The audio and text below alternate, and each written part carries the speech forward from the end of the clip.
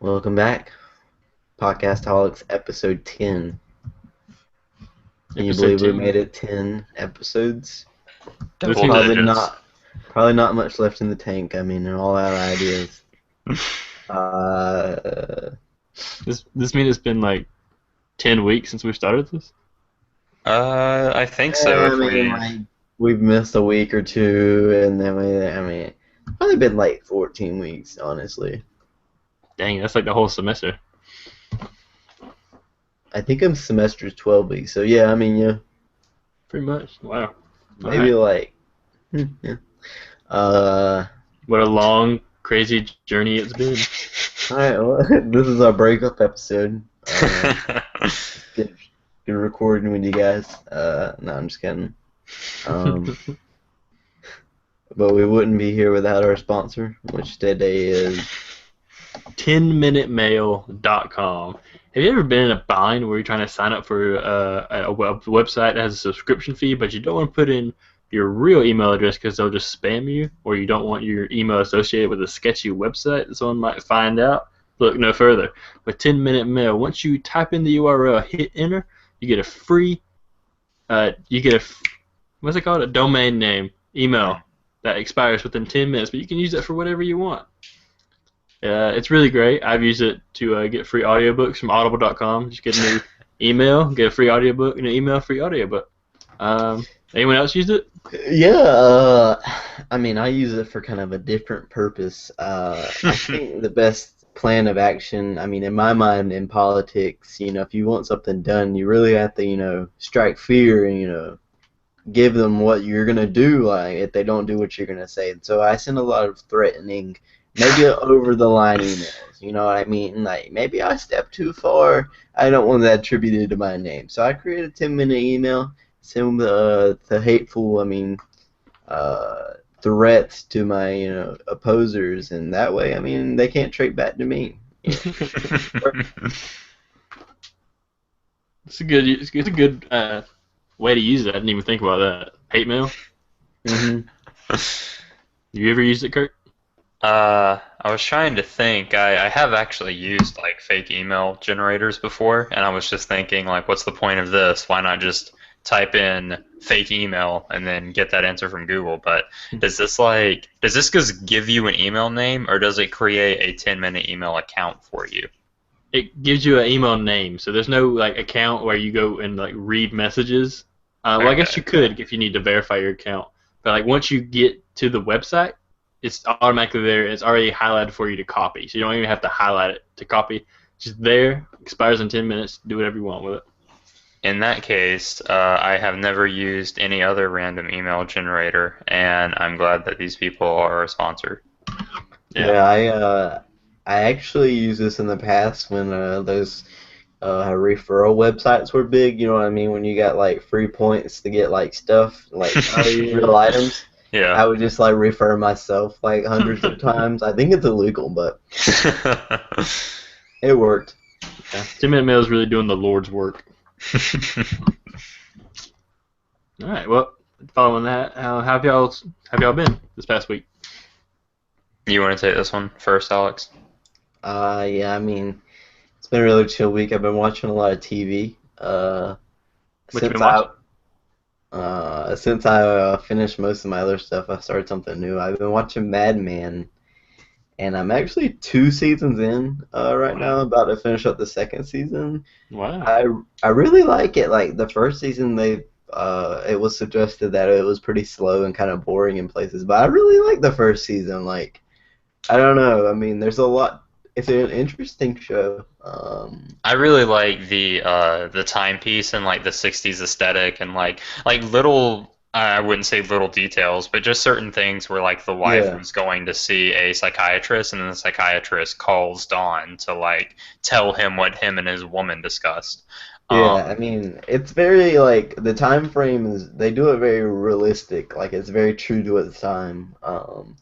I think it's set right in 1960, so there's a lot of controversy about the psychiatrist, and a lot of smoking. Like when it first starts, they're in ad business and they're trying to promote cigarettes, and it's kind of difficult once everybody figured out they're cancer. So I mean, a lot of it. I mean, in terms of the advertisement stuff, the character, like in general, the main character, he speaks a lot of philosophical ideas that kind of just go over my head a lot of times, like in his revelations during big moments. They just kind of just blow by me. Like I think I got what he said, but I don't know if I understood it. But other than that, like it's very interesting. Like um, it's very character driven. There's a lot of storylines behind the characters and how they interact together. But overall, I mean, it's just an interesting idea, and the timepiece kind of just makes it almost heartwarming in a way. Makes you nostalgic for a better time. Back in the old days. It is kind of cool to see small things like when they go out to eat at restaurants and literally everyone is wearing a suit, or women look like they have spent hours getting ready for this. It's just kind of cool to see certain things like that. I really like just seeing. I would like to think it was an accurate portrayal, more or less, of what the '60s was like, and that was part of why I really enjoyed it. I think I stopped watching right before season 1 ended. I like how the main guy, Don Draper, teaches his daughter how to make like drinks. Like she serves drinks at the party, and she's like maybe like 6, 7 years old. Like not even that, like 5 years old. Like she's young. And he's like, with this one on the rocks, you gotta crush the pineapple, not cut it. You know, like really detailed. I've only seen the first episode, but I really liked how like they were racist against the Jews. Yeah, I mean, there's a lot of racism in there, and definitely like there's a lot of queer phobia in there, with one of the characters being like, duh, like, you can tell this dude is queer like the whole series. I mean, he doesn't like come out and say it ever. Like his coworkers think he's straight, but you know you can tell he's gay. And yeah, I'm trying to think of a character to compare him to in other shit. Palmer, did you ever watch Parks and Rec? Palmer. Can you hear me? Yeah, we can hear you now. You cut out for a minute. Oh, I'm sorry. Yeah, I finished it. Okay, so do you know Marsha Langley's husband? Marsha Langley's husband. The two people that were in charge of the like Family Stability Foundation, the ones that always got on Leslie's ass when she tried to teach like sex ed. Or, yeah, the brother and sister. They weren't related. They were married. Oh, they look related. Because they're uptight Christians. They all look the same. Anyway, the guy Alex is talking about, he kind of acted like her husband, but not quite as vivacious. Okay, I gotcha. That makes sense. Pretty obvious to tell he's gay, but not 100%. Like he even works in the art department. Like I mean, he's like one of the handsome gays. You know what I mean? He's super handsome, cute guy. But no woman ever gets him in the office. That's funny. How disappointing for them. Mm-hmm. But yeah, I mean that's all I've been up to. Really binging Mad Men. Well, continuing with like TV talk, I restarted season 5 of Game of Thrones today. Game of Thrones, 10 days till the I season. know. Yeah, I think I'm gonna try and hit it, like at least knock out one a day. I didn't really notice anything that I didn't notice the first time. Admittedly, halfway through the first episode, like the first half, I was already kind of exhausted. I was like, oh Christ, I remember all this. And I'm just having to plow through to like refresh my memory on everything, because there are a few storylines I kind of forgot where they ended or what happened with them. And now that I know certain things, like where Littlefinger is taking Sansa, for example, it's just it's kind of a cool perspective on it. Yeah, I completely forgot like Littlefinger even took Peter or Sansa up to the north, like to the Boltons. I bet she's gonna be pretty pissed when they reunite. I'm sure she will be. Weird relationship going too as well. Like it kind of creeped me out at the same time. Yeah. Yeah, there was like, well, because he obviously is, she's like a cat surrogate for him, Yeah. or a cat replacement for him. It's just kind of weird how he missed her, so he goes for the daughter. Well, yeah, when you see, like, when you look at him, how he talks and how he dresses, they all do kind of point in that creepy direction. Yeah, he gives off a creepy vibe, but I mean, how old is she like supposed to be?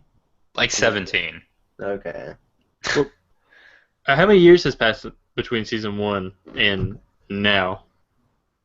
I'd think it's safe to assume between like 2 to 4, somewhere in there. Because remember in season 1 she just hit her period, so she can't be like too old. Oh yeah, I mean, I feel like it's only been like 2, 3 years almost. I think so, yeah. Less than half his age is what I'll settle upon. Oh, He's at definitely. least like 40. Yeah, she's like yeah. a quarter of I'd his say- age, I would say. Well, I guess that make her 10. I don't know. I think she's like supposedly 15. I don't know. The actor. I don't know how old Sofia Vergara is, or not Sophia Turner. Turner. Yeah, not the Mexican one. Sophia Turner. How old is she? I don't know. Let me check. I'll check. If only we had Bro here to be our resident fact checker. I'd assume she's like 23. All right. Nah, I'd say she's like 18, 19. All right. Y'all got y'all's bets placed. Yeah, I'd say 19. Okay. Alex is 19. Kirk. 23. Sophia. I want to change mine to 22.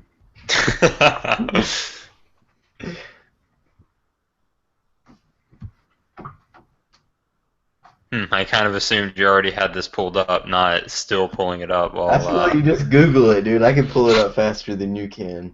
Yeah. Her biography doesn't say how old. How old is Sophia Turner? Oh, she's a year younger than us. She's born 1996. wow. 19. Thank you, dude. Dang. Wow. She can't even drink yet. Yeah, she can, dude. She's not an American. She's I European. knew she didn't look that old. I mean, I would have guessed 22. Yeah, How she old looks is, like young 20s to me. who plays? How old's the character that plays Arya? I would say she's about 16. I think she's 17. I just exited out of IMDb and I gotta go back. Why are you going to IMDb? Shouldn't it just pop up I can like? Google that shit. Will it do that? Yeah. Alright. Google's that. Yeah, new- dude. If you're going to IMDb for like quick movie trivia, you're doing it all wrong. Okay, she's born in 1997, so like a year after. Okay, so she's 18 pretty much. Dang. All right, sweet. We can have some good porn made out of these two. It's totally fine to talk about now. They're completely good for nudity on camera too. Thank Christ. That's a good idea though, rewatching season 5. I think I might do that. Do you remember Yeah, I mean that it's point? only like Go ahead. it's only like 50 minutes an episode. You know, it's not bad. Plus, it is like some of the stuff with what was happening with Daenerys and the interactions between Tyrion and Varys. Like it is kind of refreshing my memory. Do you remember that point where Arya, I think, who is the guy she kills? What's his name? Marion Trent. Like, there was this point in season 5 where you were like, is Maren Tran about to, like, red wedding, like, or not, black wedding Bad Arya wedding. right here? Yeah, black wedding Arya right here? Because I was like, I don't know, this would be too much for this show. Like, I was like, I don't know, but it was going in that direction, like, you could feel it. Like it was definitely going in that direction, but I knew she wasn't gonna let that happen. At the very least, she'd punch him in the throat right before something happened. I figured she had herself under control. He thought he was messing with a little girl. Meanwhile, she's an assassin in training who has a personal vendetta against him. I didn't think things were gonna get explicit. I feel like she's, like, assassin in training, but if she, like, screwed up and didn't get the first stab right, she was done for. There's no way she's gonna square down with this dude, you know. But I That's guess true. that is the idea of an assassin. Yeah, you just make sure that first attack hits. You don't Plus, fuck she up. was trained by Sirio, dude. A water dancer? Is She that what he had called it? like maybe like 6 weeks of classes. Dude, Yeah, he was so cool though. but most of her training relied on like chasing cats. Like, Then she Maybe if was she nimble and studied could for have got out like of there quickly. a year or so, I would say, yeah, she can handle herself. But she had like a 6 week crash course, and then she saw her like her or heard her uh teacher get murdered. by Wait, has that it been guy. confirmed that he died? I've heard Uh, I've heard fan theories where people think he's Jack and Hagar. Ah, that'd be tight as shit. I really hope that's true. that would be pretty crazy. But other than that, there's nothing like else to like really confirm it. Yeah, I think I've heard fan theories about it. I heard a fan theory the other day about how John is gonna come back. Oh, I'm confident he's gonna come back. About how he's gonna come back. Oh. You think it's spoilery? No, I mean not I really. can't imagine because, like, one, it's a theory, and two, the show readers and the book readers are in the same place. Like, there's no more information to be learned.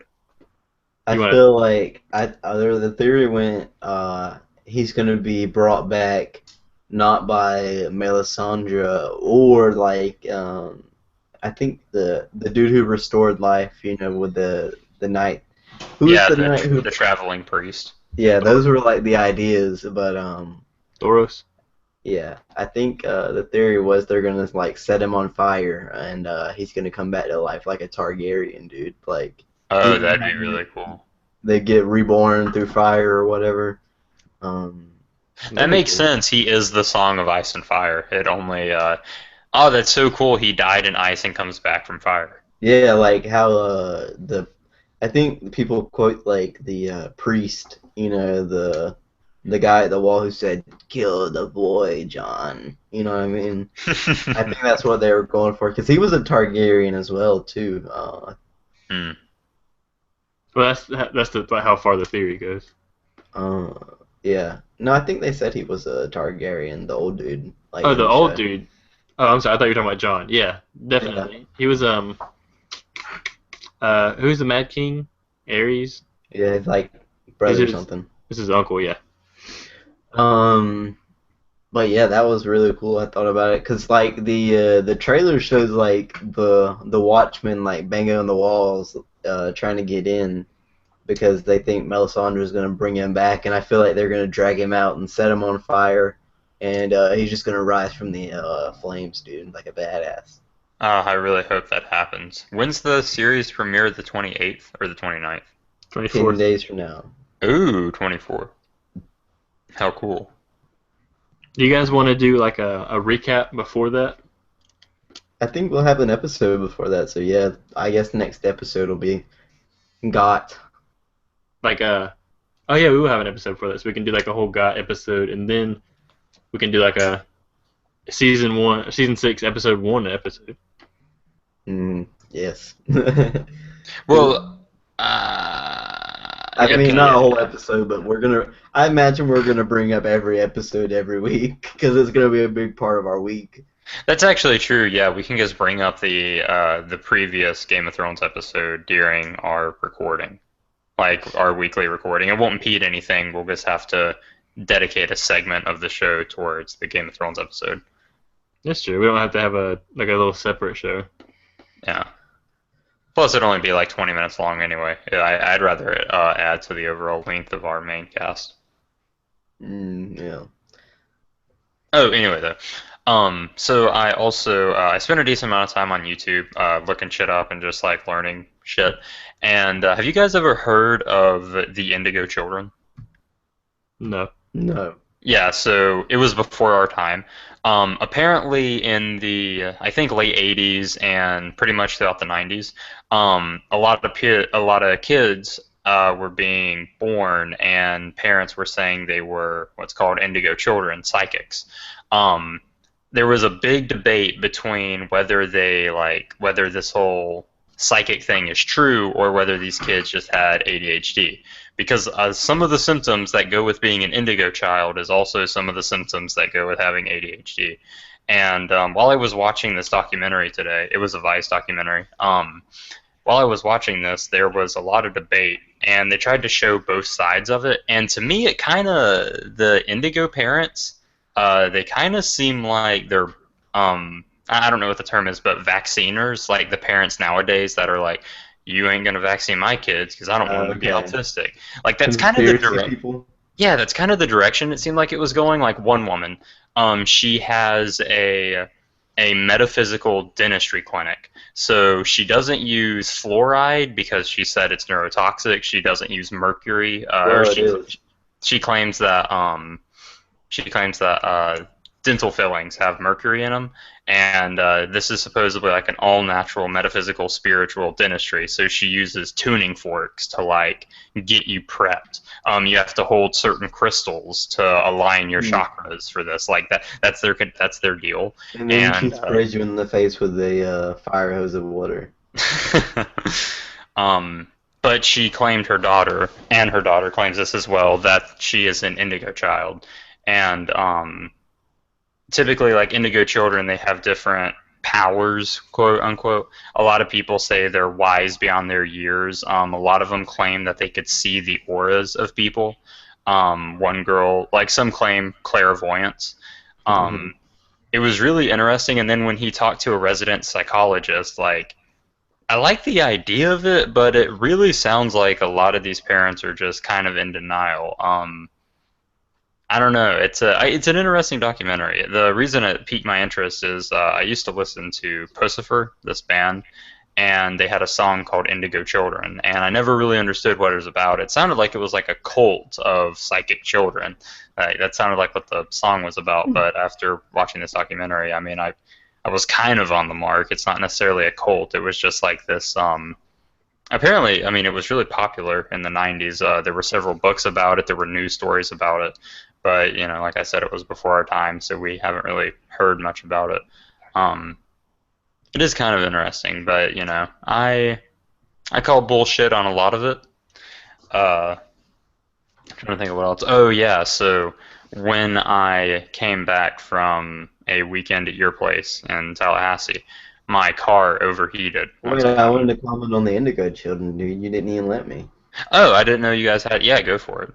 When you said indigo children, like the first thing running through my mind were like these like blue people, like these like children that were born like a nice dark shade of blue. And, I was like, whoa, these people probably are mystical, but it was way less cooler than it ended up being. The reason they're called indigo children is the ones that can see auras claim that if you have an indigo aura, then you're also psychic. And these aura seers, they would look at each other and be like, oh, your aura's blue. And they'd be like, yeah, it is fucking blue. And that's just kind of how the name started. They said that they had indigo auras, so that's why they're called indigo children. Huh. Interesting. Yeah, like one of the guys he talked to claimed to be I'm trying to think of this word, auratic, an aura photographer.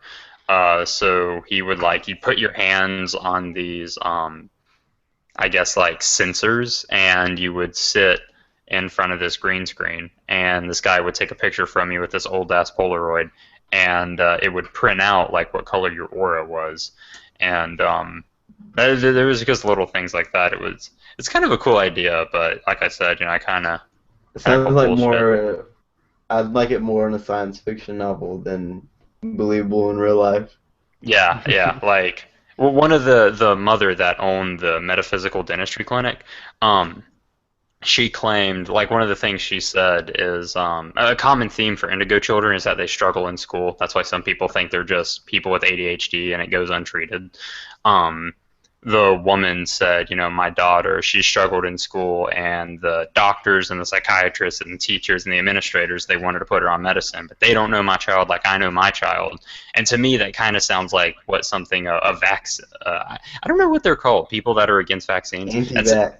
Anti-vaxxers, I guess. Yeah, I'll go with that. That sounds like something an anti-vaxxer would say, like claiming they know more about something than licensed and certified doctors An and internet expert. yeah, so that's part of why. Like, it seemed like a lot of the parents that encouraged this behavior, they were already a bit loony to begin with. Yeah, I can definitely see that. Yeah, definitely. But nonetheless, it's an interesting documentary. Huh. What's it called? It's just called Indigo Children, and it's by Vice. I think I read a creepypasta or something about like blue kids being found in the middle of nowhere one time, and they were like saying they were aliens, and people didn't know who they were, and eventually they disappeared. That would be Three spooky, five me. I think I'm gonna fucking Google that. I think it's a real fucking. That's a more interesting Indigo. I was kidding. No, it is a more interesting indigo. When I first heard about Indigo Children, I thought like maybe it was a cult of people that painted themselves indigo, or people that were born with this like indigo skin condition. Yeah, I didn't know it was just the color of their aura. They're the most disappointing thing you've heard this week. No, the most disappointing thing is the bill for my car. Oh god. Speaking of your car, we haven't heard about it yet. Before you say that, I found what I was talking about. It's called. They weren't blue. The Green Children of Woolpit. Ooh. 2 children of unusual skin color appeared in the village of Woolpit. They were normal appearance except the green color of their skin, and the only food they would eat was beans. That's weird. Beans? They eventually learned to eat other food and lost their green color. The boy was sickly and died, and his sister. Yeah, the boy was sickly and died soon after, and after he and his sister were baptized. The girl adjusted to her new life, but she considered to be rather loose and wanton in her conduct. I don't know what that means. Interesting. That is interesting. I don't know. That'd be cool, dude. They're aliens. Aliens are among us. Wake up. Open your third eye, sheeple. Sheeple. But yeah. So like I was saying, my car overheated. I had AAA take it to a mechanic shop, and the guy the next day I called him, and he told me it was the head gasket. And I went and I looked up how much head gaskets usually cost, and I forget how much, but it wasn't that bad. And he was talking to me like he was about to tell me my mother has cancer. Like he was very sad for. He was very sad about what we were talking about, and he kept apologizing. And I was like, yeah, these don't look that fucking expensive. I don't know what you're apologizing for. And come to find out, the head gasket is like 75% of the way in the motor or something along those lines.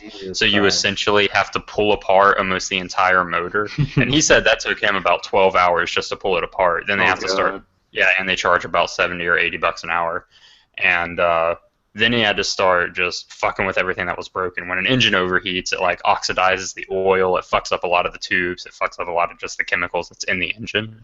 So he had to go and replace almost everything. I know. So he's taking pictures of this the whole time. When I went to pick up my car, he probably talked to me for 20 or 30 minutes, just like showing me pictures about what they did, and I didn't know fucking any of it, but it was still kind of interesting. Like he would have before and after. Working now? Yeah. I went and picked it up Thursday. Oh, actually, did the insurance cover anything? I picked it up yesterday. I actually don't know what the insurance covered. I think it did cover a little bit. When I was talking to him on the phone initially, I was like, so how much does something like this usually cost? And he told me about $2,000. Like, that can be the normal. He said if I didn't have it towed and I kept driving the car around for like an extra day or two, it could have cost up to $6,000, as it would have literally like destroyed the motor or the engine. So yeah, he said I got it in at a good time, before it became a $6,000 thing. But the final bill ended up being $1,500. It's like a semester of college. I know, it's the worst. He said he took off like 10% across the board. When you're with AAA and you go to a AAA approved mechanic, then usually you get some kind of discount. And Yeah, that was nice. You know, it saved us like 160, 170, somewhere in there.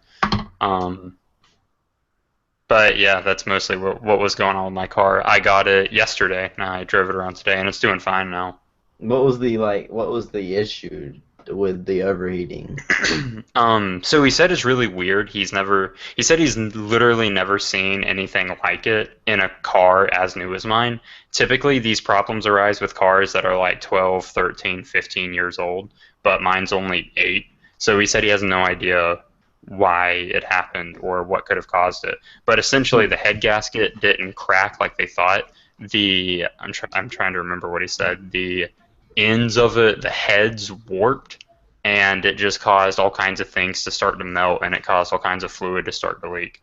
Huh. And and he said he has no idea why that could have happened. I asked him, was I driving incorrectly? Like, was I fucking up, going too hard at certain points? And he said, based on the wear and tear, he could tell just by looking at it. He said, I was driving it fine. He truly has no idea why this would have happened. It usually only happens to cars that are sufficiently old. Sounds like you have shit to your luck. I guess so. Your mom probably ran over like a cat sometime or didn't want to tell the family. That's what happened to your cat, dude. She fucking ran it over. Popcorn, no. No, His name was pumpkin. Pumpkin, you fool. Was it pumpkin? I could swear it was popcorn. No. It was Pumpkin because he was orange. Like pumpkin pie. Popcorn's kind of orange. It depends on like. No, it's what not, on you it. bitch. It's white or yellow. It can be orange if you buy the Walmart cheddar popcorn. The best part of that is when your fingers are dusted and you gotta lick them off. With the Cheeto popcorn. Oh, so Palmer, what about you? What have you been up to this week? Okay, so I got a couple things. First thing, I will continue with car talk. So the reason I wasn't able to come over to Tallahassee this week is because the week before, 2 weeks ago, I got my car tuned up. Got like a bunch of cords replaced, a bunch of pipes, got it all fixed up. When I got it home from the auto shop, this is on a Monday, I got it home, started hearing this noise every now and then. It was like a screeching noise in the right front area, that whole region. I thought it was a tire. Took it back up to the place. They like, all right, got a bad wheel hub. We'll switch it out. $200, no problem. It kept making that noise. So over the weekend, now left it there. This Monday, we went to pick it back up. Still made the noise. Dropped it off again Tuesday. At the same place, I would give up on these people by like now. Nah, I don't really trust any of the other places around here. They really try to swindle you. Everywhere tries to swindle you. Yeah, I feel like everywhere's trying to fuck you. Just hit up Yelp and see which place has the highest review. If everyone's trying to screw you over, though, why would you want to go to another place? If they're all trying to screw you over, you want to go to the place that's trying to screw you at the least least. they screw you over and get the job done. These guys are screwing you over and giving you back the same thing. Okay, fair point. So That's true. Go with them. All they did was just clean the outside of your truck. They just cleaned it. Yeah, we couldn't find anything wrong, but it's all clean. Give it a little back. We beat out your floor mats. That's all we did though. $200, please. Pretty much. But then I got there Wednesday to test drive it with them because they're saying that they haven't heard the noise that I've been talking about, which was what they originally placed the wheel bearing for. So we go ride with him. He's like, oh, okay, that's the noise. I haven't heard that yet. So it's been up there for like a week and a half now, or 2 weeks. I've lost track. But now they think they fixed it. They think it was a panel underneath the transmission that kind of loose. They tightened it up. That was the problem the whole time? That's what they think. They said they tightened it up and then they couldn't hear the noise anymore, but they didn't hear it to begin with, so I don't know. Holy shit. So I'm gonna go That's true. picking it up tomorrow, and hopefully it'll be better. Okay, yeah, I'd be optimistic about it. Yeah, so that's the first thing. And the second thing, working on a movie script. Got the whole thing in the works. It's gonna be great. Okay, so when you say I don't know how to word this, but I kind of know how you are. When you say working on a movie script, do you mean like you're actually putting pen to paper, or are you just thinking about what would be a cool idea for a movie? I've got a Word document with about 1,400 words so far. Is this all like Like script, like script. It's not just like all right ideas. It's like dialogue and yeah, that's what I was narration. getting at. Is there like a fleshed out dialogue? Yeah. Are you looking at different, I guess, creative writing places to try and see that your writing is the best it can be? I'm sure there's subs on Reddit that you can submit that and have people tell you, Before, like, we talk about this, is this like something we ever discussed before? Because I didn't hear anything about it. no, No. no, I haven't heard about this. Okay, so let's go back to square one. What are you writing? I'm writing a Oh movie. yeah, good call. Huh? Movie script. I just said that. What, No, what's but it put about? in. Oh, you want to know what it's about? Yes, that is what we want to know. Oh, okay. So it's called. Hang on. Let me out. More project. I forgot the title. I can't think of. Oh, there's like 2 different names for it. Okay, it's called Project Deep Commandos. Mm-hmm. Sounds like an action movie. Yeah, it's gonna be like a it's supposed to be like a. With gay porn, but let's go ahead. I mean, yeah. Either way. I mean, it could go both ways.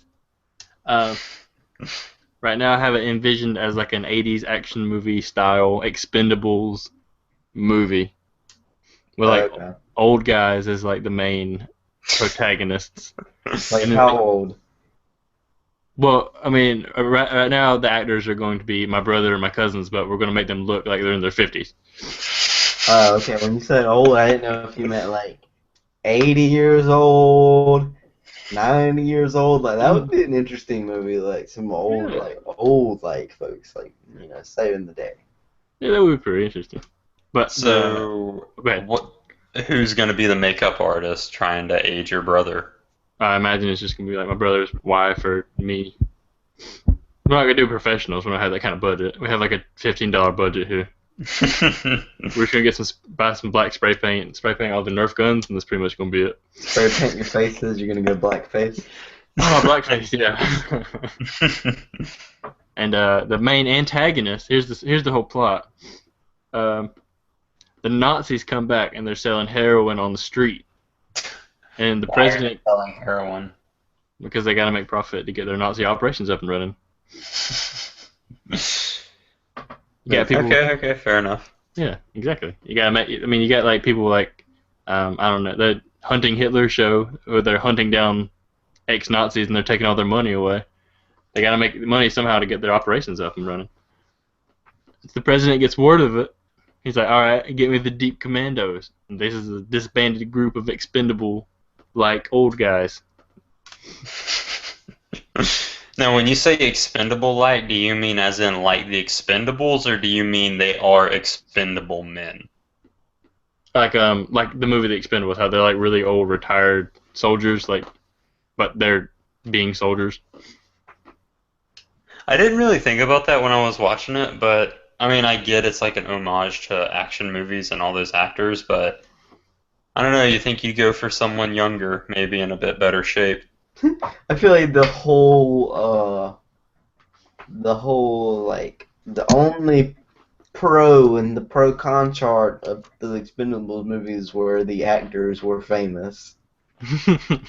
Yeah, I'd agree to that. Those movies are pretty bad.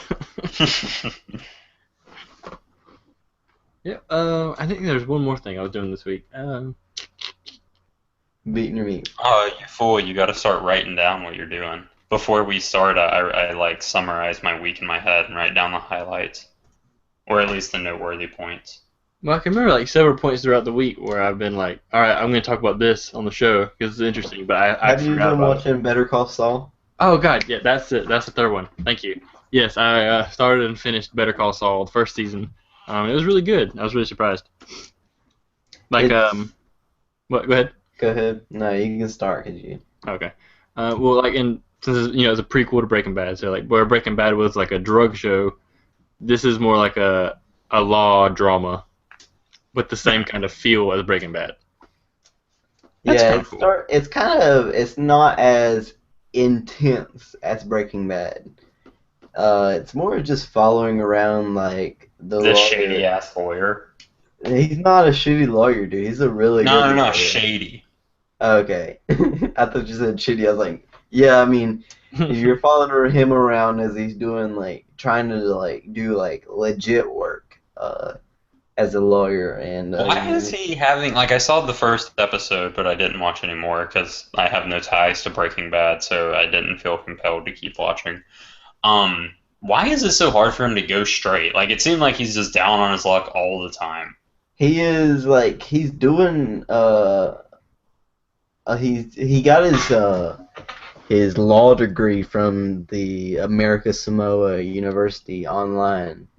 And so people really don't employ him because of that, and he's had to, just do public clients, public defending work, and I mean, he gets like $1,000 per, defense, but he's just kind of shit on his luck, and he living out the back room of a Nail salon. nail salon. I don't know. I guess he's like, I don't know where his money's going or what, but Yeah, he makes like $700 a day defending all those people. Like, he's got to have some type of like savings. yeah, like, he's making a fuck ton of money compared to a lot of people. But yeah, I mean, he lives kind of just like he does kind of like a lot of shitty like lifestyle things about living cheap. He goes to like the country club and fakes his name. He's Rips like people off in the bar. a grade A con artist. Yeah, he shows his background as a con artist, and they kind of like him as like his old past was him going around falling and suing like places that didn't put up wet floor signs to get his income. His name was Slippin' Jimmy. But I mean, yeah, it's a lot softer than like Breaking Bad in a lot of places. It hasn't gotten like to the intensity yet. There is a point where like he has to talk. Tuco makes an appearance. Tuco. I was really surprised when I saw him. Yeah, and he's gonna, Was Tuco the meth dealer? Yeah, Tuco's the crazy meth dealer. Okay. And he's gonna like skin these two guys that Saul has employed to like do some fraud insurance, you know what I mean? And so Saul has to talk him out of it, but it's pretty interesting. I mean, that does sound pretty interesting. He runs into like his, it shows his relationship building with his like main bodyguard and his his lawyer business. You know what I mean? I'm really interested to see how like the transition from Jimmy McGill to Saul Goodman. Yeah. Like at the end of the first season, you kind of see it when he's talking to Mike, and he's like, "Yeah, doing the right thing's been holding me back. I'm not gonna do that anymore." Yeah, you always feel like he's right on the cusp of like changing, but he doesn't. You're like, when's he gonna break? But he never breaks. Does that get better in season 2 so far? Don't spoil it, but like I think I'm like only 6 episodes in season 2, so I'm not that far. Is there gonna be 10 episodes? I don't know. I only got to like a point where there wasn't any streamable like links on Watch TV series, so I stopped. Oh, okay, I gotcha. On Mad Men, like the only the only service to stream is like this shitty like web streaming, and it was so slow. And some episodes didn't have anything, so I had to just skip them and read the synopsis. You know what I mean? Yeah. Deadpool didn't work good. Poor living, dude. Poor living. Yeah. I mean, it gets me by. I mean, I understand. I gotcha. All right, and one last thing that's happened to me this week. I decided to pick up hockey. What made you come to this decision? I was at Buffalo Wild Wings, and I was like, oh yeah, there's hockey. I guess I could do that. Are you trying to get into hockey to... Just, I don't know. Like, I don't really follow sports, but I can follow them. Why hockey? They have the hardest athlete names to remember. They're all Russian, yeah. They're like Sergio Kravinsky or something. I don't know. It just seemed like something to do. Why not like a, I don't know, interesting sport? I don't know. Or something more popular within just people, like A football sport or basketball. not dying. People die in hockey? No. No, He a just means it's sport falling in not on. popularity. Oh, Yeah, it's on the dying. down. Oh, okay. I don't know. I kind of want to go with something a little bit more obscure, I guess. Go Why don't rugby, you start dude. watching like rugby? Or lacrosse. I thought about lacrosse too. Just start watching Major League Soccer, dude. That's too far. I don't want to. No, dude, soccer is the most popular sport in the world, dude. I know, but I don't think I could do soccer though. I think that's It's too. way more interesting than fucking hockey, dude. No, dude, on hockey, you can't people even just see get the out. goddamn puck in hockey. It's so small. Like Yeah. I can't even tell what's going on. Nah, in hockey, people like get it in like full fights and stuff. That's true. Like, when I was Alex, when Rugby you were, people like break their arms and legs tackling each other. That's pretty hard. Yeah, dude. Rugby's the hardest sport. Wish they televised prison sports. That'd be sweet. when you were watching the soccer game at your place, like, I don't mind watching soccer, but it was a lot of nothing happening for a while. Yeah. Like, Exactly. That's just what hockey is too. No, well, but with hockey, there's contact. Yeah, there's like gliding over the ice. It's really majestic to watch these like big men in pads. It's very like, slide majestic and to hit. watch people fucking kick Run. soccer balls in direct precision for like 30 yards out. That's what they do with hockey pucks. Nah, dude, the hockey like arena is only like 30 yards long. Same thing, dude. No, dude. I mean, I guess you could get into hockey. It's really on the downcline. I mean, I feel like it'd be harder for you to get into hockey because we did not grow up in an area where it's a thing. I can understand liking it if you're up north or Canadian or fucking. it's part from of a your Slavic culture. country. I mean, I think part of liking a sport is getting into it. Like, you have to have a team to like, and it's hard to find a team to like if you don't have a geographically local team that's good. Florida Panthers, dude. The Florida Panthers made it to the Stanley Cup Finals last season, but isn't the Florida Panthers in like Miami? What are they in? Miami, yeah. Yeah, I mean, I mean, you're for a Miami team. I wish Jacksonville would pick up the Lizard Kings again. Yeah, I mean, isn't there a Tampa Bay hockey team too? The Bolts? The Lightning. Yeah, the Bolts, dude. I don't know, dude. Just hockey is so boring to me. I just can't stand it. There's more going on in hockey than soccer. But I can't see the fucking puck is my problem, dude. Like, Okay. how do you That's true. how do you fucking like know what's happening? I feel like they shoot it and like if they don't tell me they scored, I wouldn't fucking know because I can't see that shit. You just gotta I am kind of go with the surprised crowd. that the pucks are black as opposed to like a bright color. Well, it's like a- on a like- white surface, so black would stand out. Oh yeah, that does make sense. But still, you can't see it because it's like the size of a baby's fist. Fair Yeah, enough. we'll see what There's happens. a lot more interesting sports to get into than hockey. Yeah, dude, like Hearthstone, you could really get into choosing your favorite players, following them through leagues. I might get into like Dota or League of Legends. Dota. Dota. Is that how you say it? No, it's Dota. Oh, okay. No, it's Dota, dude.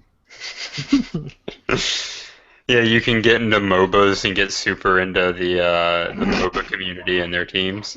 MOBAs. I was thinking more of you could jump into like a RuneScape or a free online, MMORPG. Yeah, that's what Dota is. Oh, never mind. Dota's mobile. You're right. I'm sorry. Yeah, Dota's a multiplayer online battle arena. Gotta get up your elite speed, bro. What was what's the Blizzard one that came out? Heroes Heroes of the Storm, I think. Yeah, I downloaded that one. I didn't know what it was, and then it was a MOBA, and I was like, oh god. Yeah, I don't think my laptop has the processing power for me to enjoy playing a MOBA. Yeah, I definitely don't. It was don't super think- hard just to get the title for the Hearthstone achievement. Yep, so that's pretty much what's going on in my week. Well, I mean, I have one more thing, since it's relevant to what's happening. I think we have I don't know how many weeks you have left, Palmer, but we have 2 weeks. Are you graduating this semester? If I don't fail my American government class, I am. Are you about to fail? No. What's the passing grade? depends on how good his neck is. 70? Okay, I'm on the cusp. You really need to fucking pass. I was gonna say- No. Passing is a 60 if it's not your major or related to your major. If it's just an elective, is it a 60? If it's not major related, it is. I don't have a major. I just have a. Okay, well then, if you make below a 70, don't pick a world government related major. Otherwise, you have to retake the class. Yeah. All right. Well, we're good. That's 12 points. I was gonna say, I don't know how excited you are to get your associate's degree. How excited am I? Yeah. Can I ask for a raise at my job? I don't think so. Not very excited. Are you gonna go to your commencement? Huh? Are you gonna go to your commencement? Oh no, not at all. I'm not even gonna walk. I told my advisor I was, and she was like, "I'll see you there." I was like, "I'll see you too," but I'm not gonna go at all. You're gonna be in the role, dude. They're gonna call you, and you're not gonna be there. Your mom wasn't like, "So are you going to commencement?" Like, she didn't question you about it. No, she doesn't really. She kind of agrees with me on that. She's like, "Yeah, I wouldn't go either." But if it's for like a university Yeah. graduation, it's different. I tried to my mom's been calling me, asking me when it is. I'm like, I don't really want to go. I mean, there's really no point. Yeah, dude, I wouldn't. Degree, I mean, The TCC even you spent 3 semesters at FGC, now you're gonna walk at TCC. That don't make no sense, bro. Which yeah, school's dude. bigger, TCC or FGC? TCC I figured. by far. Yeah, I that'd be mean- real shitty then. You'd have to attend a long-ass graduation. I hope not. I hope most people don't show up. Oh, yeah, that's true. But High school graduation was awful enough. Like, I don't want to go through another one. I don't know what you guys are talking about. I was done pretty quick. Because you were on stage, you were like the 10th person. I mean, I go ahead, Kurt.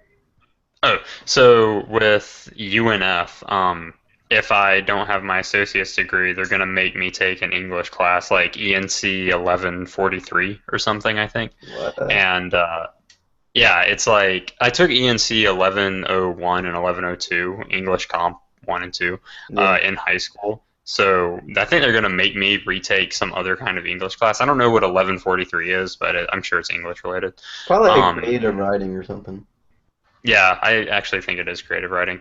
But if I can get my associate's degree, they're not going to make me take it, and I think I'm going to be able to get it sometime during the summer. So I'll. You gotta take some math classes, don't you? I'm taking one now, and I already signed up to take one this summer. Or are you gonna pass them? So the one I'm taking now, it'd be really difficult for me to fail this class. All my homework, I make at least a 90 on the history project, the history of the Social Security Act. I made a 92 on that, and that was like a big part. We Have have you had any, 4, math tests or anything? 2 of them. I've made a 90 and an 87 on. Okay, what's your next math gonna be? Math for liberal arts too. Okay, so it shouldn't be much harder. Yeah, it's like right now we're doing stat related stuff, like we're discovering how to figure out the standard deviation and shit like that. I really like this class. It's more stats. Yeah, it's more my mathematical speed. I can get behind liberal arts math. Did you take stats? No, fuck Okay. no. I barely passed pre-cal. After I think I got a D in pre-cal, and they were like, "Yeah, you probably don't want to fucking keep going." So I went to math for college readiness. But you had like 0 fucks in high school math. I don't understand like how you couldn't give 2 fucks. Like you would just not try for the test and try to figure out how to study the how Study she guide. wrote the answers, in order. That was And it worked until I fucked up and answered everything too quickly, earning like and one of the ruined the highest grades in whole class. class. Yeah. You Well, ruined. like, so part of why I didn't try is before that, my math experience, that was 11th grade. 10th grade and below, I've never needed to study for math. I just kind of half-ass pay attention in class, and then I just do well. But for her, there was no way that was happening. And, like, I realized that about a month into class, and I was already so behind, I just didn't bother. Yeah, you really had to do the homework in her class to pass. It was really hard. I did not know that, and I bit the bullet for it. That was rough. I remember doing homework for math classes, dude. I'm done with that. Thank God. Thank Yeah, God. honestly, if I had a chance to redo it, the only thing I do differently is I'd answer her or finish her test more slowly. I don't regret not studying at all because I'm still doing fine. I can't believe you ruined pre-cal for the whole 11th grade class. It was really bad on you, mate. I'm She trying to changed- remember. she How did changed all the test formats from multiple choice to written response. You I? literally fucked us all. Well, yeah. I mean, bright side though, I'll never do that again. If I figure out a pattern with multiple choice, I'm just. You shouldn't boast your confidence. I don't know why I didn't think I guess assumed she wouldn't put 2 and 2 together. I don't think she thought you like figured out the code for her answering technique. I think what she was thinking is you found like an answer key or something. Like you found her answer key of some sort, the department's answer keys, Oh, and that's you had more like taken disappointing. pictures of them and you memorized them. So I guess Oh. that's why she just switched it up. Like That's it would, disappointing. That's much less impressive. it would have made more sense for you to like finish the test, but then wait like 10 more minutes. Well, I didn't consider it. Like It was cocky as shit, dude. yeah, dude, I like finishing tests early. It's one of my favorite things. Just like, I've never liked to turn in a test first. I don't know what it is. I've never liked to do that. I like oh, to I do do. it I'm when we can always the leave. well, I'm not always the first one, but I'm usually first 5. I like to turn in tests when we can leave early. I mean, I'll be the first fucking one in, college class to be done with my test 'cause I want to get the fuck out of there. I remember the day I was taking a test, just like in my 7:30 class, and she fucked up and put 2 number 63s, right? And I just totally fucked up and put like half my answers like skipping one. And so I would have been like the first one out by a mile, dude, but I had to go back and erase like 30 problems. What class was this for again? SLS, Student Success. You had. Damn, I don't even think I had a test in that class. All we did was like hold hands and make circles out of paper and talk about what college was going to be like. I mean, the class goes, every day we show up and she turns on a PowerPoint. Like, the way the class goes, the woman who, like, teaches it has, like, another job as, like, the facility manager at the place we're taking this class at. It's not the college, it's like a off-campus college place. And she has this whole other job. And so she comes in at the end of the day and she, like, loads up the PowerPoint for the chapter, talks through it, ask if we did the survey, and then we go home. Like, there's not a lot of thought in the class at all. It never is. It's such a pointless class. It's just a waste of my money. It really is. I know I can't today believe was they made me take it. yeah, it's Credit hour. I can't It's believe they made me ridiculous. take it as my last like college class. Like, yeah, I think you know how to do in a college, all right. I mean, you're passing all your classes, but we really need you to take SLS to get your degree. Yeah, they You didn't. want to make sure you know proper study technique. Are you sure you know how to study now that you're almost getting your degree? At FGC, they They didn't tell you had to take it, did they? Yeah, at FGC they're like, nah, you don't have to take that, because I put it on like my list of like classes I want to take the first semester there, but they were like, didn't you dual enroll so you don't have to do it? And I was like, all right, sweet, and I don't have to take it. And now at TCC they're like, yeah, you gotta take that shit. That's weird. Yeah, they made me take it, but I don't know. Like they told you that you didn't have to. It's a weird thing. Yeah. I don't know, dude. I guess you didn't do as well in your college courses as I did. Yeah, I think they look at your the trend of your grades, and if they see you're like a C-ish student, then they recommend SLS. What grades were you making when they made you take it, if you remember? In high Didn't you school, only take like two? You only took like stats and college algebra, didn't you, in high school, Palmer? you took stats pre-cal or college algebra? No, college Yeah. algebra, and then ENC 1101. Okay, what'd you like get in there? I think in stats, and I think I got C's in both of those. Yeah, that's probably why they recommended you for Yeah, SLS. that's probably why. I mean, you were. I didn't know you took 1101 in high school. That must have sucked. No, dude, it was great. I loved it. The only good thing about it, no, there wasn't. I didn't like Miss Norman. No, dude, I took 1101 and 2. I really enjoyed English comp. It was like, maybe it's because it was finally, I had been wanting to do college stuff for so long. Like, college classes are more my speed. I hate just sitting at a desk listening to a teacher do bullshit. At least this way I was able to, like, write papers, get my thoughts out coherently, and really outshine my peers. I know Joe Dirt was in my class, and she made a fool out of herself constantly. It was just really nice to see the stark contrast between at least in terms of English, the college-ready kids and the kids that work at Waffle House. Oh, that's hard. That's hurtful, dude. At least she was trying, dude. She wasn't trying. I promise you she wasn't trying. She was trying as hard as the salutatorian. That's not a salutatorian. Alex, can you title this episode Shots Fired?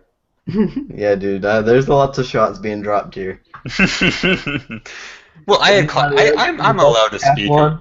I'm allowed to speak about them. I had class with both of them. Dude. The people you meet in high school. I forgot what I wrote mean again. I had like 4 years of criminal justice with her, dude. It was awful. Smell like curry. No, it's more like gunpowder, sulfur. Like she lived at a firing range. But yeah, Palmer, what didn't you like about ENC 1101? Was it specifically the teacher or just what the class was about? Yeah, it's pretty much the teacher. I liked 1101 and 2, but I didn't. I mean, taking it in high school with Miss Norman, that sounded like a pain in the ass compared to what I was doing. Yeah, Herner was a lot better. Was Norman like strict? Like, did she require more work than most people? I feel like the way you guys were talking, yeah. I mean, I think we had to do a paper every week, and like our first paper was 150 shit, yeah. words. I think I wrote 4 papers in my 1101 class in college, and most of the time I was fucking off like playing Minesweeper on the computer because it was like a computer lab. I know, like ENC 1102. He had like a list of books you had to read, like 20 short stories, but he didn't really count the number of short stories you read, so you didn't really have to. You had to read like 3. We had to in 1102 we had to fill out a reading response survey every week, but I mean it was like poems and short stories, and you had to read 1 novel. I mean it was like you could pretty much get away with reading poems and short stories the whole the semester and read like half a novel and write a paper about it and you're good to go. I mean, see, what I feel like I learned something in Norman's class. That's what I really liked. We had like open discussion about the book that we were all reading, and she was able to kind of open my eyes to what an author can really do. It's more than just like the words you're reading at face value. I really enjoy that part of it. I guess I like English more than math. It makes more sense to me. So that's why I think that's why I enjoyed it so much. Yeah, I mean, I don't really care for English classes much, but Herner at FGC made it a good one. Top tier professor, dude. Even though he was kind of weird and he kind of like had a weird smell to him, you know, and he greased his hair back and it was kind of weird too. But I mean, he's a good guy overall. I mean, the coolest dude. His clothes didn't really fit him. Like they were just kind of baggy, even though he was kind of a big guy. They still fell off of him somehow, but it was really cool. Yeah, he had a weird body conformation, but I mean, still. He wore like really awful shoes. Nah, dude, those were his white teacher shoes, you know, like nurse shoes. They were like 10-year-old shoes that like you need to throw out. I feel like he just honestly didn't give a fuck. Like, that's how just most professors are. They just don't care. I mean, I hope I get to that point one day where I just don't care. You know what I mean? It'll be nice when you've attained that level of fuck it. That level of fuck it. I mean, it just doesn't matter to him. But like No. he stops the middle of class just to talk about Game of Thrones. That's the Yeah, that was the best stuff, dude. I mean, Now, I did want to bring up, so like not a lot, but some things in gaming got released this week.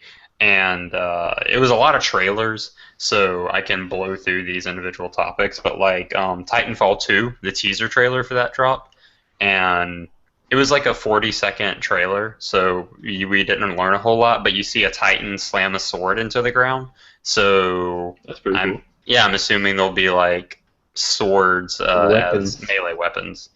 Oh, the Gears of War 4 trailer came out too. oh yeah.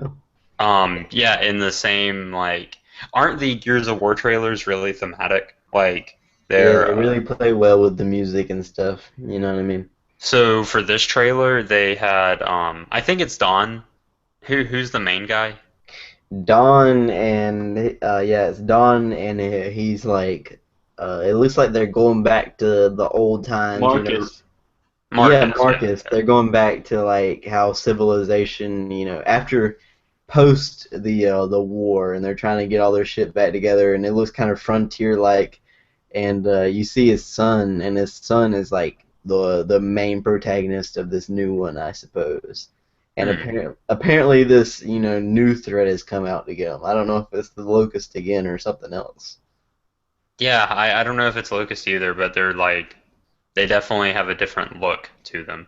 But have you seen the trailer? Yeah, I have seen it. Okay, yeah. That was one of the things I was going to mention. They remade Mad Mad World, but with like a different singer. I've not seen it. I gotta go watch it real quick. It's not bad. Also, the Black Ops 3 Zombies DLC trailer came out. I'm trying to remember. This one is called Zetsuba no Shima. I think it's another. I don't know about Japan. Maybe Vietnam. It kind of looks Vietnam-y to me. Most likely it is somewhere in Asia. But what's interesting is the plant life play a big role in this one. So in the trailer, you see like a zombie as it's walking by, and this, I guess, green scythe comes out of this big ass flower, skewers the zombie, and then pulls it into the petals of the flower. That's wild. There's a zombie that, like, I think as it's walking, these roots grab it and then somehow merge with it, and it becomes this, like, imagine if the Hulk and Groot combined. That's kind of what this thing looks like. So the plant life plays a big role in this map. There's underwater aspects, like you're swimming around and shooting. I'm trying to think of what else. Oh, there's a lot of traps involving like propellers from planes and cyclone fans and things like that. Did Black Ops 3 come with the zombie mode? Yeah. I don't think I've ever seen any play from it. Like, it's pretty like complicated, but it's pretty fun. I like it. What are some of the maps on Black Ops 3? Is like the western one Black Ops 3? No, that's Black Ops 2. Yeah, with Is like the World War II battlefield with the big ass Nazi robot? Is that Black Ops 3? That's one. I think it's There's no way that's Black Ops 1. That's World of War. No. I'm talking about the one where there's like literally a 80-foot tall robot walking around. You get those staffs that have different elements. That either World at War or Black Ops 1. I I think that promise you may have it's been either one of the those. very last. That may have been the very last one in Black Ops 2. Like the final map pack. It was kind of like. Was there Yeah. like a dark, black? Shit, I guess they all had the same color. But this one was kind of like old school with like the new graphics. I think so. Black Ops 2 zombie maps. So can you guys think of any of the Black Ops 3 maps then? Well, I Palmer, haven't seen any of them. I mean, yeah, Palmer's been playing them. Uh, What are some examples? as last I recall, it's been a while, but like there's only one zombie map, like Okay. released with the game itself. Like without any map pack, there's only one core zombie map, and it was like, what's the author? What's the Cthulhu guy's name? It was like a very Lovecraftian. Oh Lovecraft. yeah, H.P. okay, Lovecraft. yeah. It was like that because you're in like a 1950s style town. There's like a marketplace and a movie theater and like a Are there new strip club. characters? Yeah, they kind of went back with like the old the actors kind of like where they get actors to come and play Okay. like they did with Black Ops 1 the The Island. Dead Island. Romero. Yeah, that was Black Ops 2, dude, wasn't it? No, Romero was Black Ops 1. Really? Yeah, where they Dead got Island? Yeah. Wait, Yeah, what? that was Black Ops 1. Dead Island's the game. No, I thought that's what the map was called. Like, Oh, maybe it was. It was a pun of like something dead. I remember that. And Night then of the Dead, something like that. and Black Ops But that was 2 kind of just like a filler. It didn't feel like it was like the actual zombie story, like. Yeah, it's kind of like that because there's like Jeff Goldblum, Heather Graham. What's the guy Clay from Sons of Anarchy? What's his name in real life? Ron Perlman. He's in there. And then there's someone else. I can't. He plays the bad guy in Walking Tall. I know that. Huh. So just kind of actors acting out roles. I guess I've been out of the loop for a long ass time. I don't remember most of these maps. So in Black Ops 2, some of the zombie maps, they're like the ones I'm looking at. Alcatraz Island, Mob That's of the another Dead. one. Yeah, that was Yeah, one. That was weird. That was a weird one. That was good. I like that though. Excavation Site 64. Is That's that the moon Western. one? Yeah. Okay. I forgot about the movie. Yeah, damn. Wait, was it the Resolution moon one? 1294. But that's the Western Okay. with Travis, the giant. Okay. Yeah. That makes sense then. Now that I'm like, And then Yeah, there was a final one too that was like dark and kind of like war-y. dark and worry. Like had Um, trenches in it and stuff. I kind of swore that was Black Ops 1. No, this was like the last map pack in Black Ops 2. I think It I was think. the one that concluded the zombie story for the final characters. Oh, I did not know that. I haven't kept up with like the story. Dude, the story's the best part about it. I know. I kind of lost track around Black Ops, the end of Black Ops 1, I think. I thought the story ended when they went to the moon and destroyed the Earth. No. Oh, okay. I never played the moon one though. I never got that far. I thought we both did. I didn't. What? You sure we didn't play that? Yeah, we might have played Ascension, but I never played the moon. We definitely played Ascension, but that was Black Ops 1.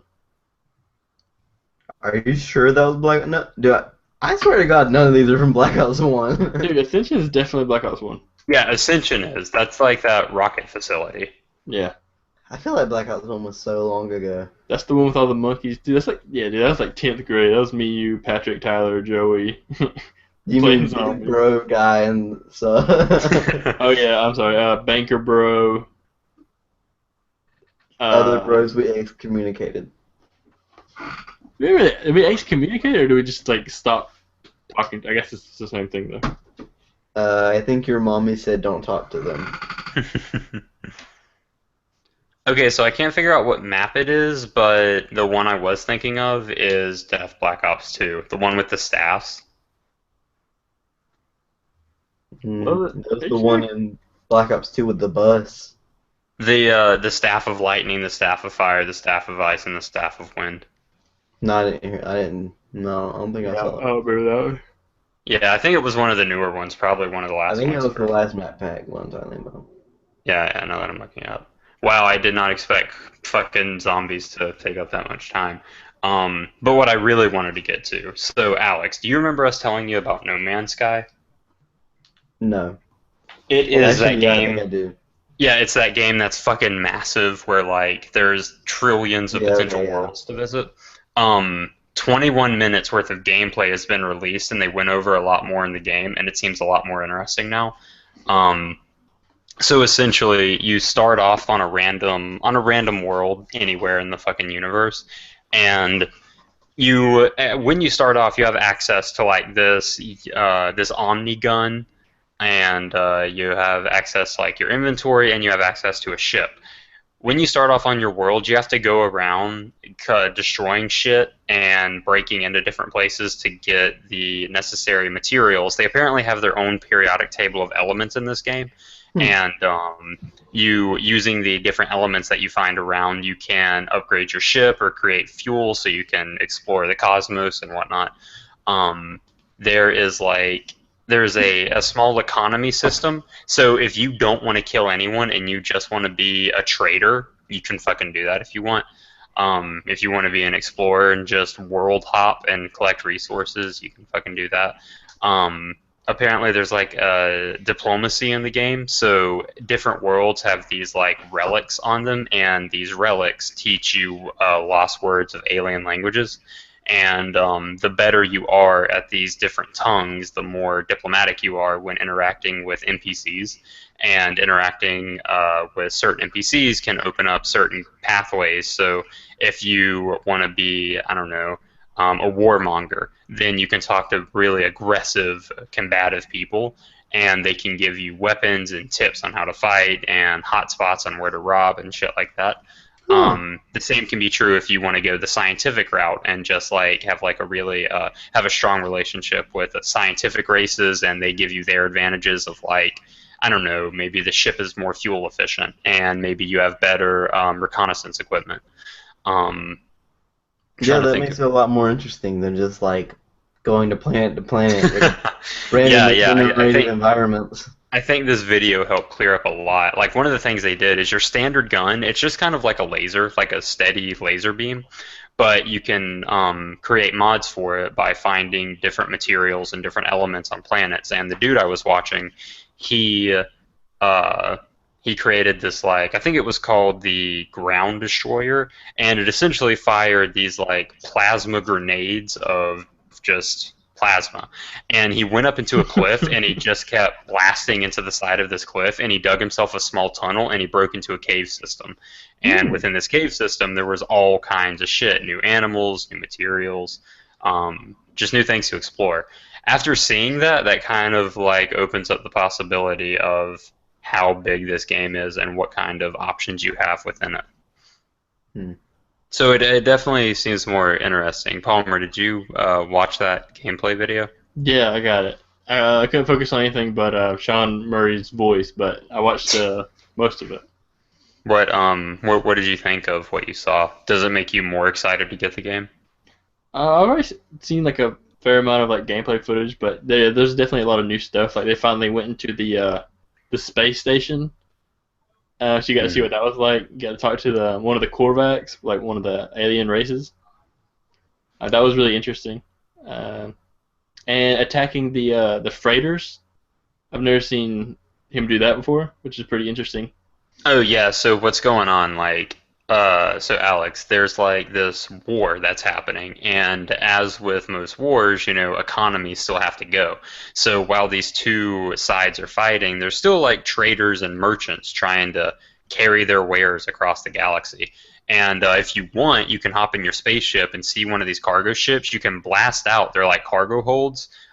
Drive up to them, collect the resources, and then just hyper beam out of there. And if you want, that's one of the ways you can get your fuel. You can like blitzkrieg attack some cargo ships that are just floating around in space. Yeah, I saw this computer game, and it was very similar to what you guys were saying. Like I was watching people play it, and it was like this open space where you could like build things like in the space environment. And you could rob like freighters going by and like Mm. ships going by. But I mean, it was kind of like basic, but this sounds a lot more detailed. I mean, the idea of like a endless uh world roamer game is interesting.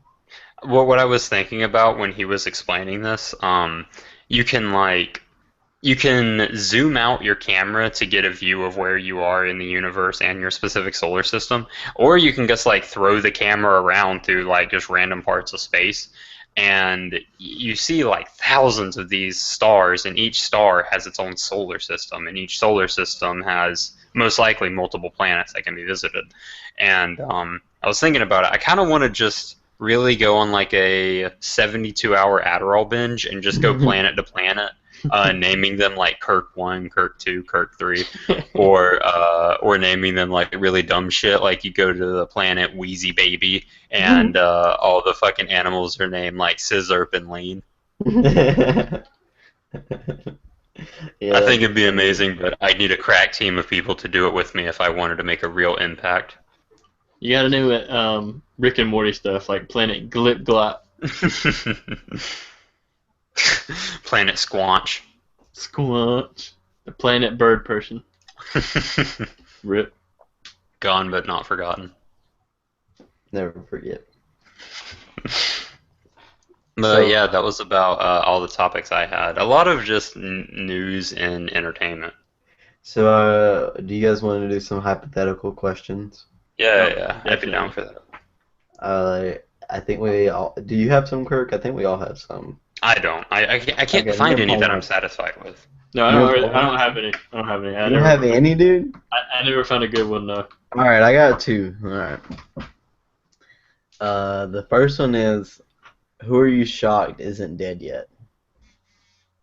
Betty White, I'm pretty surprised isn't dead yet. Oh, I got Mick one. Jagger, Mick I'm Jagger. pretty surprised isn't dead yet. I was gonna go with Lindsay Lohan. You guys went with like the old death approach. I'm going with more like how are they still living approach. You know what I mean? That's a good Yeah, one. I didn't yeah. think about that. Yeah, I didn't think about that angle. Charlie Sheen would definitely go in that category. Charlie Sheen, yeah. Johnny Knoxville. Good Johnny Knoxville. Magic Mo- Johnson. Wait, too far. Most of the Jackass guys, I think, would go into that category. Steve-O. It's a miracle fucking Steve-O isn't dead. I think he's died a few times and they just bring him back. I think he did. He was, I think he was telling a story on the Joe Rogan Experience where it was either that or his documentary. I think he combined a bunch of benzos and alcohol, and he was bragging about how he was a stuntman, and he jumped off of a balcony and fucking cracked his head open. God damn. I know. He was addicted to ketamine and nitrous for a really long time. How do you get addicted to nitrous? Develop a dependency on it and you can't live without it. Yeah, a Is lot it of people. addictive? Well, anything's addictive, really, depending on your personality. But Chicken nuggets are addictive. that's true. That's true. But like, I think it's more addictive than say. I don't know. I wouldn't say it's more addictive than chicken nuggets, but I would think there's addictive qualities to it. With dissociatives, people really get addicted to dissociatives like ketamine, and ketamine and nitrous is another one, another dissociative. So it doesn't really surprise me. If you're addicted to one, I guess it'd be not too far of a leap to get addicted to another. Yeah, I'm Yeah, amazed he's still fucking alive. I think he's been clean for like a year now, but just all the crazy shit he's done. He climbed a crane, like a construction crane. Protest like dolphins or something. Yeah. So yeah, Several. that was the Joe Rogan Experience you listened to. I didn't know you listened to that one. Yeah, I listen. Steve-O has an interesting life. I've listened to that. I've seen some interviews, and I've watched his documentary. Damn, I you're just a like regular that. Steve-O fan. I like. Jackass was your childhood. Yeah, I fucking love Jackass, but Steve-O just has he just has a super interesting story. Like it's a mirror. blistering voice. Like, that's what it sounds. He was almost not able to listen to on the Joe Rogan Experience. His voice was like so, Yeah, pretty manly. bad. I don't know what that's from. I guess he just has damaged vocal cords. If I had to guess, it is you snort ketamine, it's repeatedly snorting stuff and smoking. Yeah, probably. That's what I would think. That's what it sounds like to me anyway. I feel like if I snort, I don't know, I think he did coke for a while, but I'm not 100% sure about that. If I were to snort coke and ketamine, all the fucking time, I'm sure that like just rubs raw so much shit. I don't know. You may need to try it. You get a cool voice. Do you have any more? Hugh Hefner. How about people who are gonna die early, like not surprises? Okay, I'm trying to think. Clint Eastwood. Clint Eastwood. Okay, I think isn't Clint Eastwood decently old? I think he's at least in his late 70s. I think Yeah, early I think 80s. he's like his early 80s. I think he's old as shit, dude. Okay, I got one. Jared Leto. He's 85. Jared Leto? No, Clint Eastwood. Clint Eastwood. I don't know how old Leto is. I think he's 40.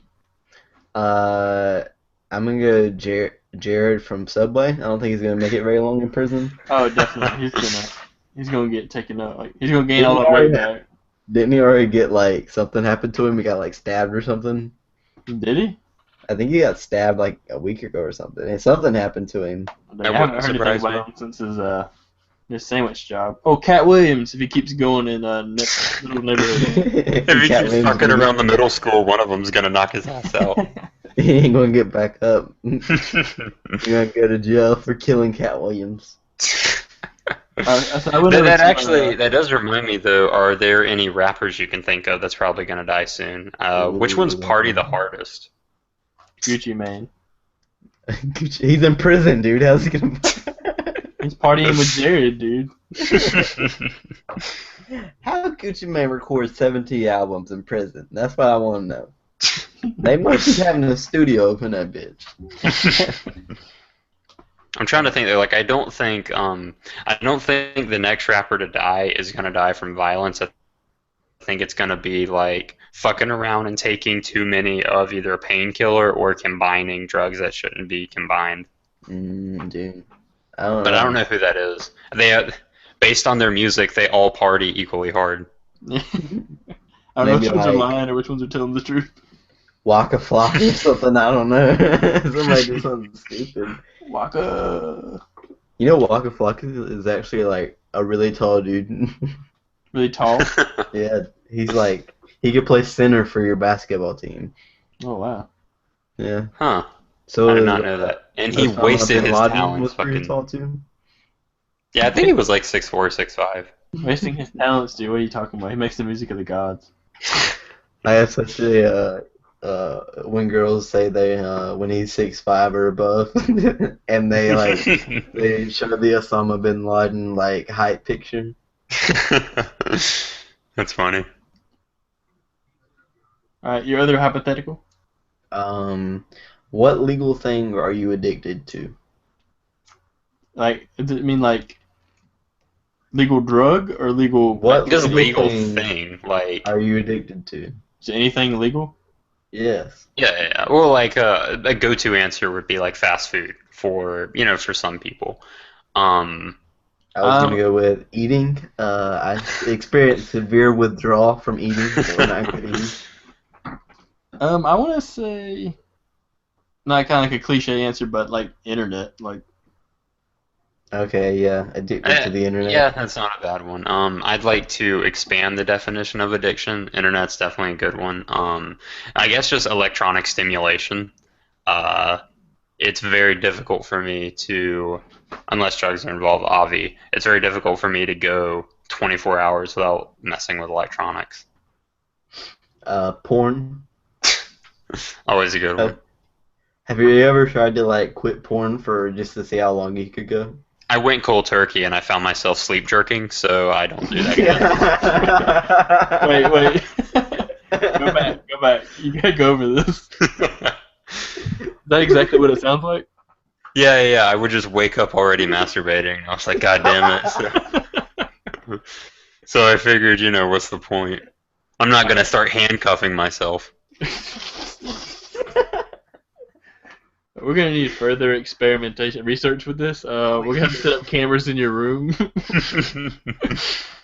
I think I've tried to like quit, and I've gone like 2, 3, 4 days. I mean, I've made it a few days, but not like quitting for a month or something like that. Can't do it. It is impossible. It starts to get to where, like, after a few days, even the dumbest bullshit will get you like a lingerie ad at the side of your the side of the website you went to visit. Looking at the curve on the arm of the couch. Yeah, the curve on the couch. Boy, that couch about to get this dick. Now don't quit playing.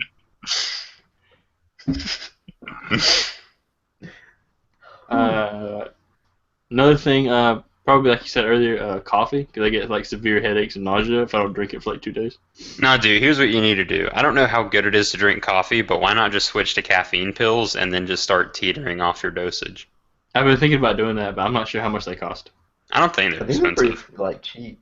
I think people buy them at gas stations so they don't fall asleep on the road. Like, I'm pretty sure they are cheap. I know we sell them at the pharmacy, but I'm not sure. I haven't never looked at the price. I'll probably do that. You have a discount. That's true. I get 30% off. Whew, shit, you have no excuse then. Well, I mean, if the price is like $2, 30% is not that much, huh? It's only If it's $2, then what's your excuse? Yeah, that's a good point. I didn't even think about that. I don't know. I got to check next time I go in. If you can afford $2, I mean, you really can't afford coffee because coffee's a lot more expensive than $2. Palmer, how many milligrams of caffeine do you think you take in a day? 2 cups of coffee, right? Yeah, usually 1 to 2 cups, and I think it's like about 300 milligrams per cup. So on Amazon, you can buy a bottle of 100, 200 milligram caffeine pills for $12. Oh, dang, that's a good bit. Yeah, that's $12. That's like, I'm not gonna do all this math, but that's definitely weird. I can't believe like you can buy caffeine, dude. On the like the government hasn't now legaled it because I mean you can die with enough caffeine. Can you? That's true. Yes, you can Oh die. yeah, dude. It strains your heart. Like It's happened multiple times, like to young people. You know, like cramming 30 monsters and never getting up from a video game binge and they die. Is it the caffeine or like the taurine and all the other stuff? It's the caffeine. Because it's a stimulant, it like overstimulates parts of your body and puts stress on your heart. I think it also does stuff to blood pressure, but I'm not 100% sure about that. I don't know how many cups of coffee it takes, but it's less than like 100. Less than 100 cups of coffee? Yeah. Wow, I think it is. I don't know. I'm going to Google it real quick. Show you how to really Google things. Well, yeah, isn't your potential career being a professional Googler? Yeah, dude. He's going to be the search engine. Aye. I'm looking at like brewed coffee, and an 8-ounce brewed coffee there's about 200 milligrams, or 95 to 200. So there's a big gap there. I saw before it was about 300. Okay. 140 8-ounce cups of coffee in one day. Damn.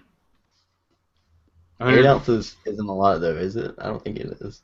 It's 237 milliliters. I think it's just a normal little cup of coffee. Yeah, it's probably just like a normal mug. So, yeah, 140 cups of coffee.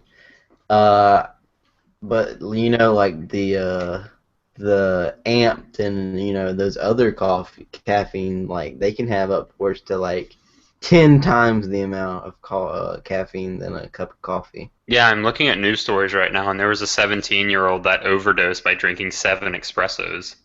Oof. She was 7 espressos? That was it? Oh, 7 double espressos, my bad. Oh, okay. I thought it was just... Well, that doesn't even sound like that much either. Like, holy shit. Is that 14 espressos? I don't know. I've never heard the term. Is an espresso just like a shot of like fucking caffeine? Caffeine, yeah, I think so. It's like so they're saying in coffee flavored broth. Okay, yeah. So I'm looking at it, and it looks like there are cases of people overdosing at 1 gram and above of caffeine. Apparently, like cardiac arrest is one of the things that can happen. Vomiting, insomnia, sweating, dizziness, heart palpitations. Um, yeah, all this at like when you overdose, which apparently is 1 gram of caffeine. Just a gram. I could pick that up from the dealer every day. Gram. Yeah, they like Um, schedule drugs according to like addictive properties. I don't know why caffeine's not up there. Like, I mean, if they can Because do this and it's pretty addictive. it's I'm good for about to capitalism, dude. I'm about to start throwing down some I'm 14 and this is deep knowledge. It's because the government doesn't care about your safety, they care about your productivity, and that's why the legal drugs, caffeine, sugar, alcohol, though alcohol doesn't help with productivity, it is like, it's one of the An only drugs, incentive. yeah, it's one of the only drugs that'll just fuck you up proper for a few hours, and that's not really going to change anything. You're just going to feel worse. You're poisoning yourself. That's all alcohol really does. Um, Everything else, like, I don't know. There's a lot of conspiracies for why, specifically psychedelics are illegal. I can't imagine why Kush wouldn't just fall into that category. Like, I think from a authorities perspective, Kush and alcohol are kind of similar. Like, I don't, I don't know. You're right though. It is weird how they classify the system. I think up the Schedule 1 is like no no medical benefits, and I think caffeine does have medical benefits up to like a certain amount and a certain dosage. You know I'm what I sure mean? it does. Like I'm sure like giving your system a bump in the ass is good for something. Yeah, that's true. They do put caffeine in like a Fiorset and stuff, which is like for migraines. That might be something. Hmm. Yeah, they do that because people get their migraines because they don't have any caffeine. Oh god, we Everyone's so we fucking found the addicted to cure. caffeine. Yeah, I remember having tons of migraines. I used to have headaches all the time when I was young and just did like drink soda, but when I cut like soda out of my diet and the caffeine out of my diet, no more headaches, dude. Bet you had really bad headaches for like 2 weeks. Yeah, I mean, I went through like a withdrawal, but I mean, it wasn't bad. Did you know you were addicted to caffeine and that you knew you had to get through the withdrawals, or were you like, why is this happening to me? I think, I mean, yeah, I knew I was, withdrawing from the caffeine. How old were you? Hmm. I don't know, dude. This was like maybe 17 years old, 16 years old. Okay. I don't know if I you say were if you were like, like 8 and you were like, oh god, I'm having withdrawals from this caffeine. yeah, I was thinking No, like 13 or 14. That's why I asked whether you knew if they were withdrawals or not. Yeah, I thought you were really young. no, dude. Like you're at a scientific mind at the age of 11. You're like, okay, I'm going through I uh I I had some medicine prescribed to me, and I got off it a little bit ago, and I was going through withdrawals from it. But I mean, that wasn't that bad. I mean, withdrawals are all right depending on the drug. I mean, if it's like heroin or something, Yeah, apparently like benzo withdrawal can kill you. I Yeah, didn't know alcohol that. withdrawal can kill you, dude. That's so weird. That blows my mind that your body can get so dependent on poison that not taking in poison can kill you. Yeah, dude. They have like medicinal beers like in hospitals for alcoholics when they need alcohol, they're gonna die. I mean, they give them like this can that says beer on it. Wow, I never knew that. Yeah. That's interesting. That is a much shittier medicinal dispensary. The medicinal beer dispensary. I think when heroin addicts are withdrawing, if they go to like a clinic in Europe, like the European clinics, they give them like Methadone. yeah, they give them methadone or they give them like small amounts, like just Yeah, trace amounts.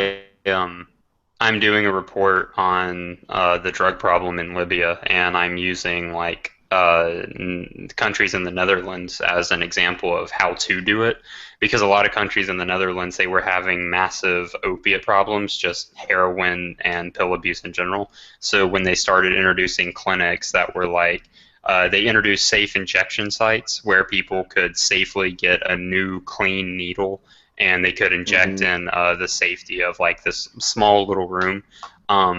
I think if you're like going in rehab, they can give you, I don't know if it is heroin, but they give you a bit of something to help you taper off, and I believe it is an opiate. Methadone. Is methadone an opiate, or I don't know, dude. Yeah, it is. It's a C2.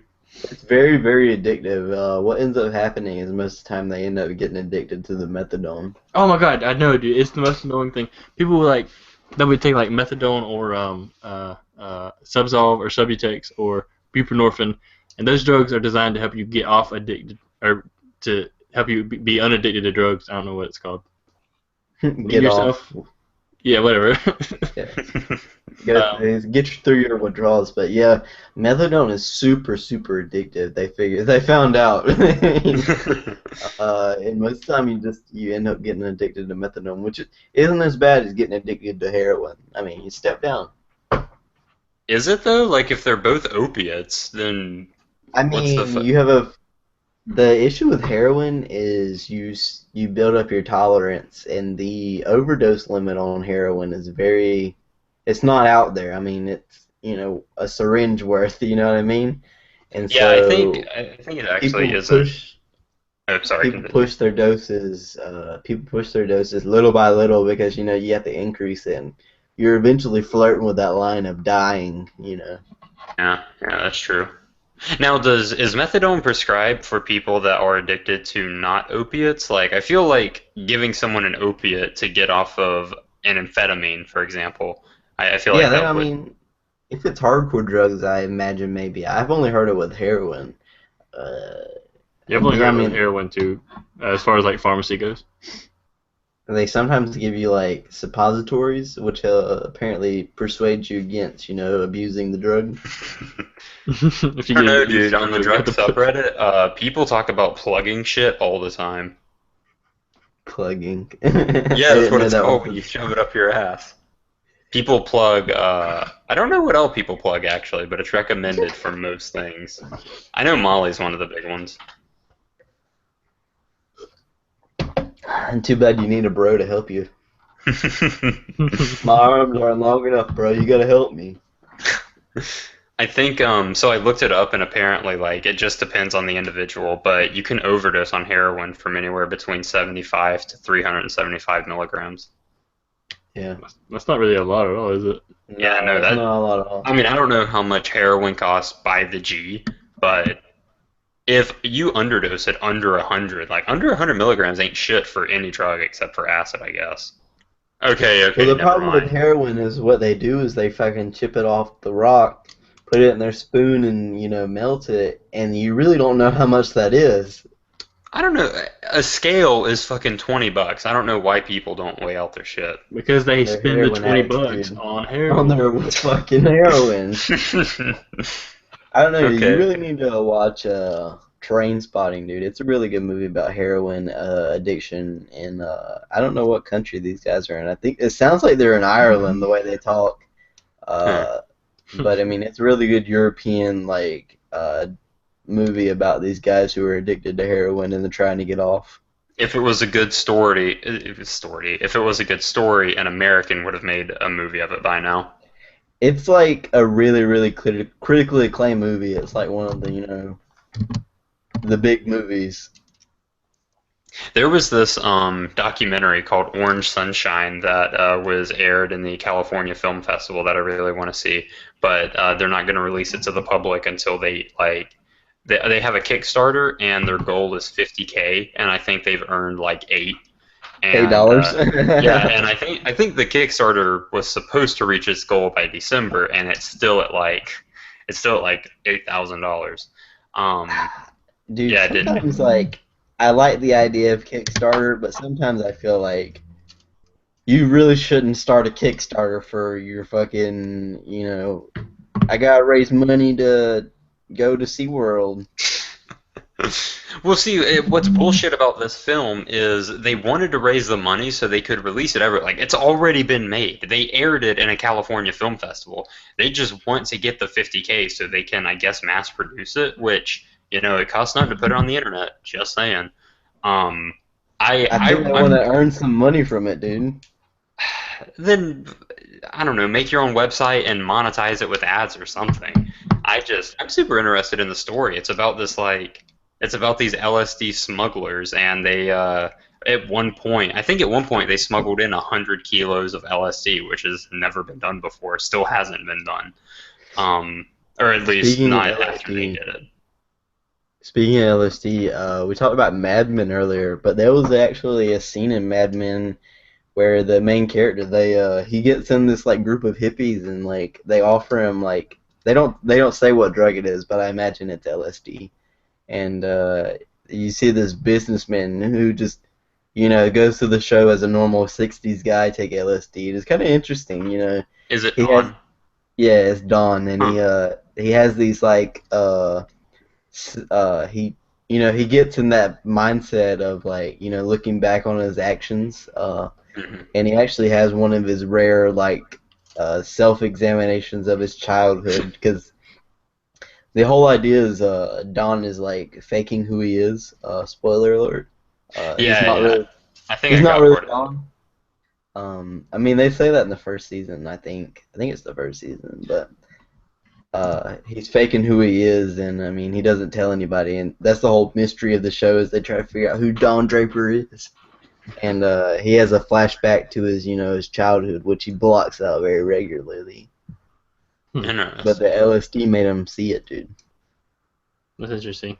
I did not get that vibe that show was going in that direction from the first episode. Yeah, dude. I mean, it makes sense since it is in the 60s. He ends up taking it with these hippies, and they're like very, like up at their nose at this businessman. And So, was he hesitant about taking it, or were they? he takes it because he has this. I don't know what the issue with them is, but he loves to, he just cheats on his wife all the time, right? And so he's just always finding somebody to cheat on his wife with, and he ends up finding this like very artistic woman, and he hangs out with her and her trippy buddies. You know what I mean? Yeah. Oh, okay. I think I know the woman you're talking about. And yeah, I mean, it shows her a few times through the first season. But one of them ends up saying something about like the universe, and Don stands up. He's like, I don't know. I think the universe is kind of apathetic towards you and me and everything else. And the dude's like, whoa, dude, why'd you have to say that? That really hurts.